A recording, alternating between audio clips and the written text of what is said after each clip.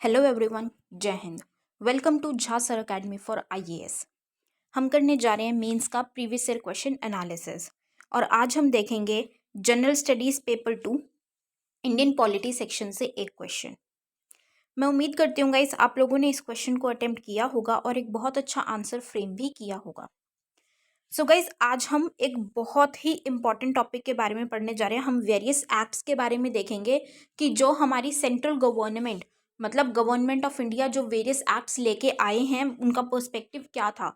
ठीक है, तो हम बहुत ही इंपॉर्टेंट एक्ट्स होने वाले हैं। तो यहाँ पे आपको एक क्वेश्चन का पर्सपेक्टिव भी मिल जाएगा, आपको आपका एक ब्रॉड टॉपिक भी कवर अप होगा और वेरियस एक्ट्स भी आपके कवर अप हो जाएंगे उन एक्ट्स में कि अगर स्पेसिफिकली उन्हीं एक्ट के बारे में पूछा जाएगा तो आपको उसके रिगार्डिंग भी पॉइंट्स मिल रहे हैं और इस टाइप के अगर क्वेश्चन पूछा जाएगा तो उसके लिए भी आपको पॉइंट्स मिल जाएंगे। तो ज़रूर गाइज स्ट्रेस दे के बोल रही हूँ मैं, ज़रूर इन पॉइंट्स को नोट करके अपने पास रखिएगा। It will definitely help you in the near future. So guys session को शुरू करने से पहले जिन भी स्टूडेंट्स ने हमारा टेलीग्राम चैनल ज्वाइन नहीं किया है वो तुरंत डिस्क्रिप्शन बॉक्स में जाइए, वहाँ पे आपको लिंक प्रोवाइडेड होगा। उस लिंक के थ्रू आप हमारे टेलीग्राम चैनल को ज्वाइन कर सकते हैं और उसका बेनिफिट आपको ये होगा कि आपको हमारी सारी पीडीएफ्स का एक्सेस मिल जाएगा जो आप लोगों के लिए अपलोड कर दी जाती है हमारे टेलीग्राम चैनल पे ही फ्री ऑफ कॉस्ट। जैसे कि हमारी करंट अफेयर्स की पीडीएफ्स हैं या फिर ये जो हम मेंस का प्रीवियस ईयर क्वेश्चन एनालिसिस कर रहे हैं इसकी पीडीएफ्स हैं। और उसी के साथ साथ आप लोगों के लिए जो वीडियो लेक्चर्स अपलोड किए जाते हैं आपको उनका भी डायरेक्ट लिंक यहाँ पे प्रोवाइड कर दिया जाता है। और गाइज अगर आप सीरियसली अपने एग्जामिनेशंस की प्रिपरेशन कर रहे हैं तो मैं कहूँगी कि आपको करंट अफेयर्स के लिए तो बिल्कुल परेशान होने की ज़रूरत नहीं है। आपको अपना टाइम, मनी, एफर्ट्स कुछ लगाने की ज़रूरत नहीं है। All you need to do is Jha sir academy पे आप लोगों के लिए रेगुलर बेसिस पे करंट अफेयर्स के वीडियो लेक्चर्स अपलोड किए जाते हैं।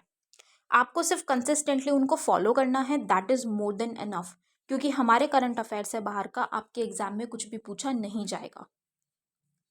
और गाइज हमारा एक जीएस का भी pre plus mains batch run कर रहा है, आप उस बैच को ज़रूर ज्वाइन कीजिए। उस बैच में आपको जीएस 1 2 3 4 की बिल्कुल ज़ीरो से तैयारी करवाई जा रही है। झा सर आपको खुद मेंटोर कर रहे हैं उस बैच में और अगर आप बैच की डिटेल्स को प्रॉपर तरीके से फॉलो करेंगे या झा सर के द्वारा दी गई गाइडलाइंस को फॉलो करेंगे तो आपका एग्ज़ाम निकलने से कोई नहीं रोक सकता। गाइज आपका सिलेक्शन पक्का है, तो ज़रूर ज़रूर ज्वाइन कीजिएगा इस बैच को। और हमारा मेंस का भी आंसर राइटिंग बैच रन कर रहा है गाइज, आप इस बैच को भी ज़रूर ज्वाइन कीजिए। बहुत ही बेहतरीन बैच है। इस बैच में आपको 500 प्लस क्वेश्चंस की प्रैक्टिस कराई जा रही है। हमारी एक्सपर्ट फैकल्टी हैं, वो आपके आंसर कॉपीज़ को चेक करते हैं, मिस्टेक्स बताते हैं और इम्प्रूव करने में हेल्प करते हैं। और उसी के साथ साथ आपको हर एक क्वेश्चन के रिगार्डिंग एक सैम्पल आंसर भी दिया जाता है और वीडियो सोल्यूशन भी प्रोवाइड किया जाता है with proper explanation. So guys अगर आप सीरियसली सिविल सर्विसेज की प्रिपरेशन कर रहे हैं तो आप इन बैचेस को ज़रूर ज्वाइन कीजिएगा। ज्वाइन करने के लिए आप नीचे दिए गए नंबर 9713282838 पे व्हाट्सएप के थ्रू आप कोर्सेज़ की डिटेल्स ले सकते हैं और कोर्सेज़ को ज्वाइन कर सकते हैं। तो चलिए गाइज अपना आज का सेशन स्टार्ट करते हैं। हमारा क्वेश्चन है, Indian constitution exhibits centralising tendencies to maintain unity and integrity of the nation. Elucidate in the perspective of the Epidemic Diseases Act 1897, the Disaster Management Act 2005 and recently passed Farm Acts। भारतीय संविधान राष्ट्र की एकता और अखंडता को बनाए रखने के लिए केंद्रीकरण की प्रवृत्ति प्रदर्शित करता है। महामारी रोग अधिनियम 1897 के परिप्रेक्ष्य में स्पष्ट करें। आपदा परिबंधन अधिनियम 2005 और हाल ही में पारित कृषि अधिनियम के परिप्रेक्ष्य में स्पष्ट करें। सो ये question guys GS2 Indian polity section से लिया गया है और ये क्वेश्चन यूपीएससी ने 2020 में पूछा था। तो जब हम इस क्वेश्चन की बात करते हैं गाइज तो इस क्वेश्चन में हमें ये बोला गया है कि हमारे नेशन की यूनिटी और इंटीग्रिटी को बनाए रखने के लिए, मतलब राष्ट्र की जो एकता और अखंडता है उसको बनाए रखने के लिए सेंट्रलाइजिंग टेंडेंसीज इस्तेमाल की जा रही हैं, प्रदर्शित की जा रही हैं, मतलब केंद्रीकरण की प्रवृत्ति प्रदर्शित की जा रही हैं। ठीक है, उसको बचाने के लिए, इंटीग्रिटी को मेंटेन करने के लिए, यूनिटी को बनाए रखने के लिए वो इन टेंडेंसीज को प्रदर्शित करते हैं, एग्जिबिट करते हैं। जैसे कि हम बात करें इसको कुछ एक्ट्स की, जैसे एपिडेमिक डिजीजेस एक्ट है, डिजास्टर मैनेजमेंट एक्ट है, या फिर जो कुछ अभी फार्म से रिलेटेड 3 लॉज लाए गए थे, फार्म लॉज, ठीक है, जो कि अब रिपील भी कर दिए गए हैं। तो ये जो लॉज लाए गए हैं या ये जो एक्ट हैं, इनको बताते हुए इन्हीं के पर्सपेक्टिव में हमें इस स्टेटमेंट को इलैबोरेट करना है, एल्यूसिडेट करना है, मतलब हमें इसके बारे में बताना है इनके बेसिस पे, इन एक्ट्स के बेसिस पे, राइट, कि किस तरीके से हमारी सरकार जो है वो क्या कर रही है, हमारे इंडियन कॉन्स्टिट्यूशन क्या करता है, जो सेंटर को लेके आता है, सेंट्रलाइज करता है, उसकी मतलब प्रदर्शित करता है उसकी टेंडेंसीज को, उसकी प्रवृत्ति को, ठीक है। तो हम इन एक्ट्स के थ्रू बेसिकली हमें उसको एक्सप्लेन करना है कि वो कैसे करता है, राइट। तो let's start with it. The centralising tendencies of Indian constitution have roots in the history of partition. Hence, some provisions, like the case of a strong center, were incorporated to maintain unity and integrity. अब ये चीज़ जो central tendencies की हम बात कर रहे हैं, केंद्रीकरण प्रवृत्ति है जो, उसकी जो हम बात कर रहे हैं वो कहाँ से निकल के ये हमारे इंडियन कॉन्स्टिट्यूशन में जो हमारे पार्टीशन की हिस्ट्री रही है, ठीक है, उससे जो हमने देखा है, सब कुछ एक्सपीरियंस किया है, उसी के बेसिस पे ये रखा गया है। क्या चीज़ है हमारी, बेशक से क्या है, फेडरल गवर्नमेंट है, फेडरल स्ट्रक्चर तो है हमारा, लेकिन विद स्ट्रॉन्ग सेंटर, सेंटर को स्ट्रॉन्ग उस पर रखा गया है, ठीक है, मजबूत ठोस बनाया गया है सेंटर को ज़्यादा, क्योंकि पावर्स थोड़ी सी एलोकेट की गई हैं, स्ट्रॉन्ग रखा गया है, किस लिए, ताकि हमारे राष्ट्र की, हमारे नेशन की यूनिटी और इंटीग्रिटी को बनाए रखा जा सके, maintain the unity and integrity, एकता और अखंडता को, ठीक है।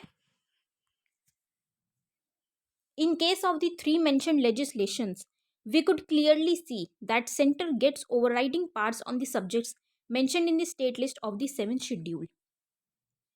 अब जो हमने ये जो एक्ट्स के बारे में बताया गया है, जो जो एक्ट हमें मेंशन किए गए हैं, epidemic diseases act, disaster management act और जो फार्म लॉज हैं, उनके बेसिस पे हम कह रहे हैं कि हम देख सकते हैं क्लियरली कि सेंटर को क्या दी गई है, ओवरराइडिंग पावर्स दी गई हैं। और ये चीज़ हम जानते हैं, जो 7 शेड्यूल है हमारे कॉन्स्टिट्यूशन का, उसमें क्या है, डिफाइंड है कि स्टेट शेड्यूल में कौन से सब्जेक्ट्स हैं, स्टेट सब्जेक्ट कौन कौन से हैं, सेंटर कौन कौन से हैं और कॉन्करेंट कौन कौन से हैं। तो उसमें हमें पता है कि सेंटर को ओवरराइडिंग पावर्स दी गई हैं, right. So this is only true in exceptional situations like the current pandemic. और ये अभी कुछ एक्सेप्शनल सिचुएशंस है, उसमें भी हमें देखने को मिलती हैं ज़्यादातर, कि भाई सेंटर को कैसे ओवरराइड कर सकते हैं, सेंटर पावर्स को, सेंटर के पास ओवरराइडिंग पावर्स हैं, जैसे कि अभी करंट पैंडेमिक जो हमें देखने को मिल रहा है, कोविड-19 पैंडेमिक, ठीक है।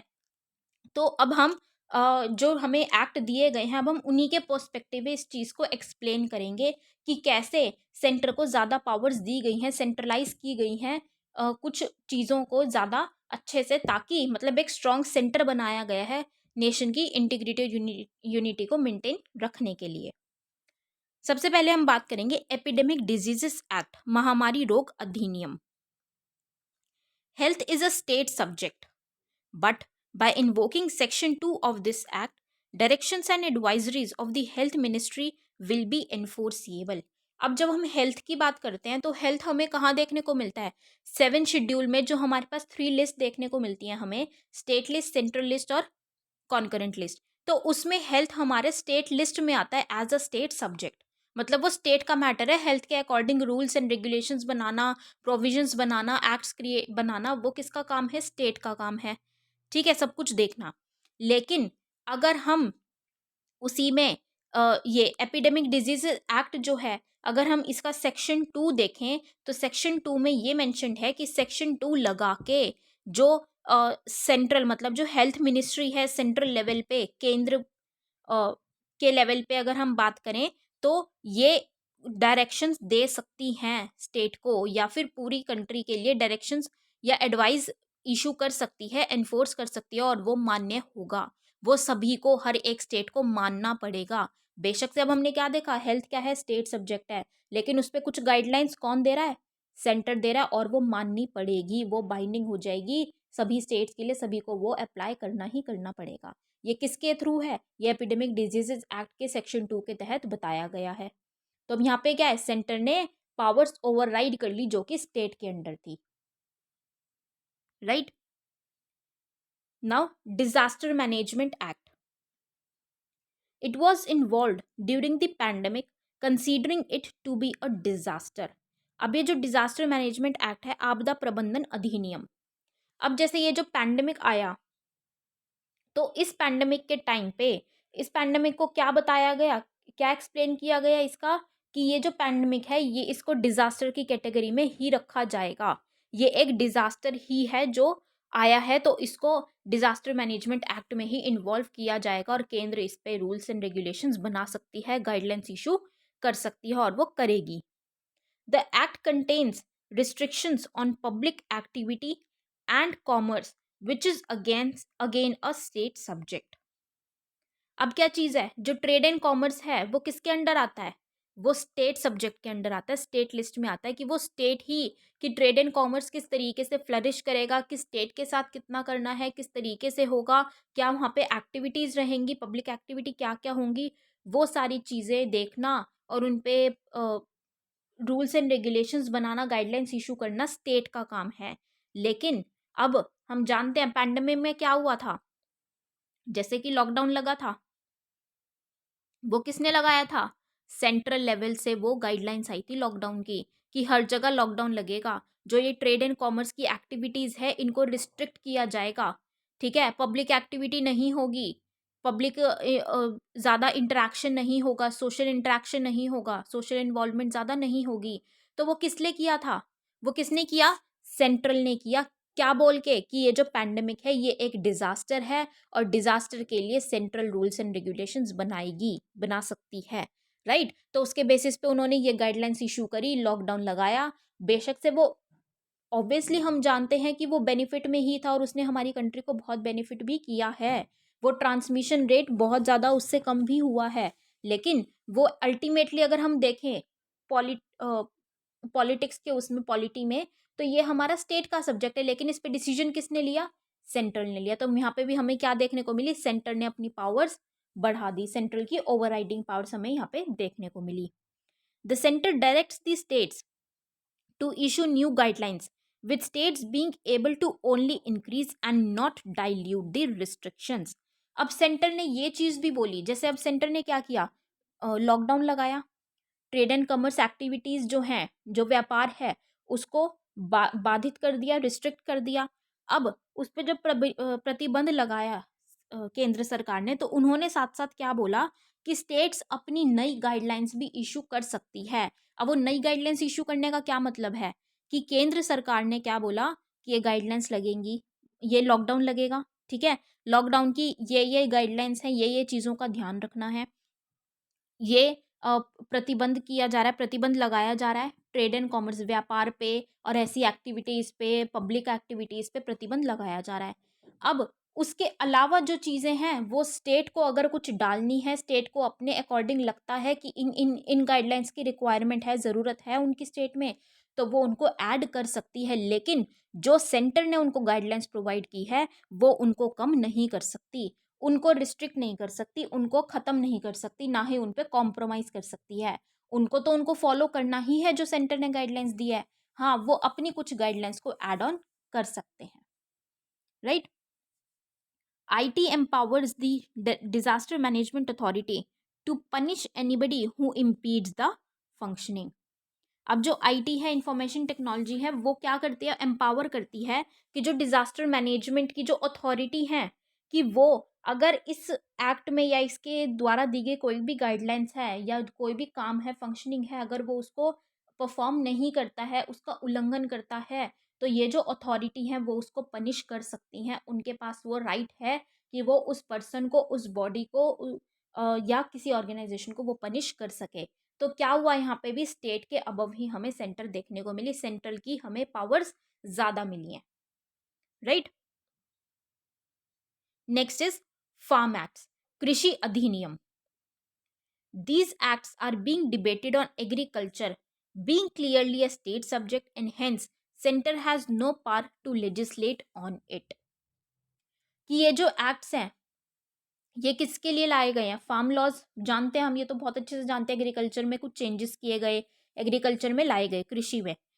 अब जो एग्रीकल्चर की हम बात करें तो ये क्या है? ये एक स्टेट सब्जेक्ट है और सेंटर यहाँ पे, सेंटर के पास वो पावर नहीं है कि सेंटर इस पे कुछ लेजिस्लेट कर सके, अपने कुछ प्रोविजंस लेके आ सके या प्रोविजंस अप्लाई कर सके, कुछ गाइडलाइंस दे सके, क्योंकि एग्रीकल्चर क्या है? एक स्टेट सब्जेक्ट है। अब एक स्टेट सब्जेक्ट होते हुए भी ये फार्म लॉस किसके द्वारा लाए गए? केंद्र के द्वारा लाए गए।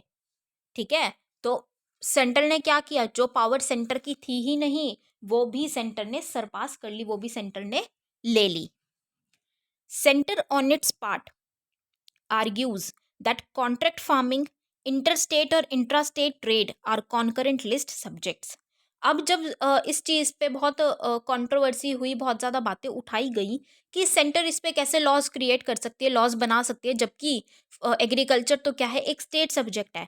तो सेंटर ने अपने पक्ष में ये आर्ग्यूमेंट दी, ये अपनी बात रखी कि जो कॉन्ट्रैक्ट फार्मिंग है, अब कॉन्ट्रैक्ट फार्मिंग क्या है? कि कॉन्ट्रैक्ट फार्मिंग ये फार्म लॉज में ही लाई गई थी, फार्म लॉज के तहत हमें कॉन्ट्रैक्ट फार्मिंग देखने को मिल रही थी। कॉन्ट्रैक्ट फार्मिंग है या फिर इंट्रास्टेट और इंटरस्टेट सब्जेक्ट्स जो हैं, या इंटरस्टेट जो ट्रेड हमें देखने को मिलता है वो कॉन्करेंट लिस्ट में मेंशन्ड है, वो कॉन्करेंट लिस्ट के सब्जेक्ट्स हैं। तो जो केंद्र ने लॉज लेके आई है वो इन्हीं के ऊपर तो बेस्ड है, उसमें कॉन्ट्रैक्ट फार्मिंग मेंशन्ड है, इंटर ट्रेड के बारे में उसमें दे रखा है, उसके हिसाब से लॉज बनाए गए हैं। ठीक है, उसके हिसाब से गाइडलाइंस रखी गई हैं। तो इसीलिए ये क्योंकि कॉन्करेंट लिस्ट के सब्जेक्ट्स हैं तो सेंटर के पास पूरा अधिकार है इनके ऊपर गाइडलाइंस देने का, इनके हिसाब से लॉज क्रिएट करने का इनके ऊपर, और इनके लिए कुछ रूल्स एंड रेगुलेशंस एप्लीकेबल करवाने का। The Supreme Court's doctrine of pith and substance comes into picture in such cases where a law overlaps many subjects of 7th schedule. SC is yet to decide in the case of farm laws.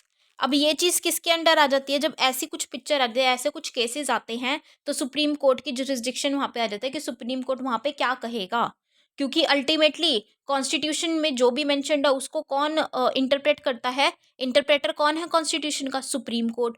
तो अब supreme court के पास फिर ये बात जाती है कि भाई 7 शेड्यूल के में जो दे रखा है उसके सब्जेक्ट्स को कोई लॉ अगर ओवरलैप कर रहा है तो अभी तक इस पे क्या था कि सेंटर फार्म एक्ट्स पे सुप्रीम कोर्ट ने कोई भी डिसीजन नहीं लिया। ठीक है, सुप्रीम कोर्ट को डिसाइड करना बाकी था, बाकी अब तो क्या कर दिया है? अब इन फार्म एक्ट्स को, फार्म लॉज को ऑलरेडी रिपील किया जा चुका है, राइट। तो हमने क्या देखा? हमने इन तीनों एक्ट्स के थ्रू क्या चीज़ देखी कि ये तो क्या है? हेल्थ की हमने बात की या डिजास्टर की थी, ठीक है, या फिर एग्रीकल्चर की थी, तो ये स्टेट सब्जेक्ट्स हैं। ठीक है, ट्रेड एंड कॉमर्स में हमने देखा, पब्लिक एक्टिविटी में देखा, सोशलाइजेशन में देखा, ये क्या है? ये सारे स्टेट सब्जेक्ट्स है, लेकिन इस पे कानून कौन बना रहा है? सेंटर बना रही है। इस पे रूल्स एंड रेगुलेशंस इशू कौन कर रहा है? सेंटर कर रही है। इस पे गाइडलाइंस कौन दे रहा है? सेंटर दे रही है। तो क्या है, यहाँ पे हमें सेंटर की ओवरराइडिंग पावर्स देखने को मिली, मतलब कि सेंट्रलाइजिंग टेंडेंसीज ये कॉन्स्टिट्यूशन ने बताया है। कॉन्स्टिट्यूशन के तहत वो अपनी टेंडेंसीज को दिखा रहे हैं, अपनी प्रवृत्ति दिखा रहे हैं केंद्रीकरण की। कैसे? किस नाम पे? कि भाई हमें नेशन की यूनिटी और इंटीग्रिटी को मेंटेन करना है, और मेंटेन करने के लिए हमें ये करना ज़रूरी है, right. So on the concluding note, it is indeed true that a strong center has helped in maintaining the unity and integrity of the nation. ये कहीं ना कहीं वैसे सच है कि एक स्ट्रॉन्ग सेंटर की ज़रूरत है, जो कि हमने स्ट्रॉन्ग सेंटर बनाया ही क्यों गया है? वो हिस्ट्री को देखते हुए स्ट्रॉन्ग सेंटर बनाने की ज़रूरत तो है ही थी, और बिल्कुल सही बनाया गया है, क्योंकि अब स्ट्रॉन्ग सेंटर बहुत ज़्यादा मदद करता है हमारी नेशन की, हमारे राष्ट्र की एकता और अखंडता को बनाए रखने में। But the Sarkaria Commission on Central State Relations also recommends the center to maintain restraint for successful implementation of federation. लेकिन सरकारिया कमीशन जो सेंट्रल स्टेट रिलेशंस पे उन्होंने अपनी कुछ रिपोर्ट दी थी, कुछ रिकमेंडेशंस दी थी, तो उन्होंने वहाँ पे ये रिकमेंडेशन भी दी थी कि सेंटर के लिए कुछ रिस्ट्रेंट होनी चाहिए, सेंटर को कुछ अपने रिस्ट्रेंट्स रखने चाहिए, कुछ एक लिमिट रखनी चाहिए, ताकि प्रॉपर तरीके से जो फेडरेशन है या फेडरल स्ट्रक्चर है उसका प्रॉपर तरीके से इम्प्लीमेंटेशन किया जा सके और हमें ज़्यादा कुछ ऐसे कॉन्फ्लिक्ट्स देखने को ना मिले। It says over centralisation leads to blood pressure at the centre and anaemia at the periphery. कितना अच्छा सेंटेंस है। उन्होंने क्या कहा, सरकारी कमीशन ने क्या बोला कि अगर ओवर सेंट्रलाइजेशन होगी, मतलब केंद्रीकरण अगर ज़्यादा होगा, हद से ज़्यादा अगर हो जाएगा, तो वहाँ पे हमें जो हम कहते हैं ना कि अगर एक जगह ज़्यादा प्रेशर हो गया, कि किसी अगर एक पर्सन ज़्यादा प्रेशर लेता तो उसका बीपी हाई हो जाता है, ब्लड प्रेशर ज़्यादा हो जाता है, तो सेंट्रल लेवल पे क्या होगा कि ब्लड प्रेशर ज़्यादा हो जाएगा। और अगर हम स्टेट्स की बात करेंगे या नीचे दूसरे लेवल्स की बात करेंगे, स्टेट है, डिस्ट्रिक्ट है, वो हमें अनेमिक देखने को मिलेगी, वहाँ पे खून की कमी हो जाएगी, क्योंकि उनको प्रॉपर तरीके से पावर्स मिल ही नहीं रही हैं, क्योंकि ज़्यादा ओवरटेक कौन कर रहा है, सेंट्रल ज़्यादा ओवरटेक कर रही है। ठीक है, तो हमें वो नहीं रखना है, हमें क्या रखना है, एक बैलेंस रखना है, और वो बैलेंस रखने के लिए एक लिमिट होनी चाहिए सेंट्रल की पावर्स की भी। ठीक है, so this was all for this question guys. I hope you all have like this analysis. अपना फीडबैक ऐसे हमारे साथ कमेंट सेक्शन में ज़रूर शेयर कीजिएगा। So with this we end up this session today here guys. Thank you so much, have a great day ahead. Jai Hind.